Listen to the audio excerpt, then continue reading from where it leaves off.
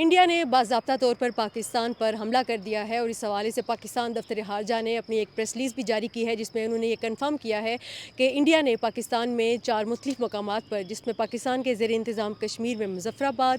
کوٹلی اور اس کے علاوہ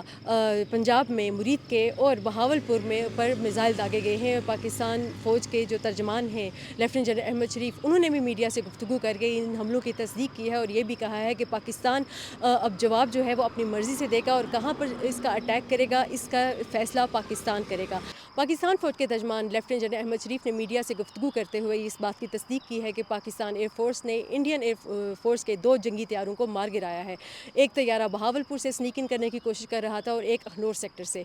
لیکن یہ ایئر کرافٹ کون سے ہیں، اس حوالے سے ابھی تک تصدیق ہونا باقی ہے۔ کہا یہ جا رہا ہے کہ ایک رافیل ہے اور ایک Su-30 ہے، لیکن سرکاری تصدیق ابھی اس کی ہونا باقی ہے۔ پاکستان کے وزیر اعظم شہباز شریف نے اس معاملے پر قومی سلامتی کمیٹی کا جو اجلاس ہے، ہنگامی اجلاس، وہ صبح طلب کر لیا ہے اور اس حوالے سے جو پاکستان انڈیا کی جو سچویشن جو ڈیولپ ہو رہی ہے اس پر مزید لائمل تیار کیا جائے گا۔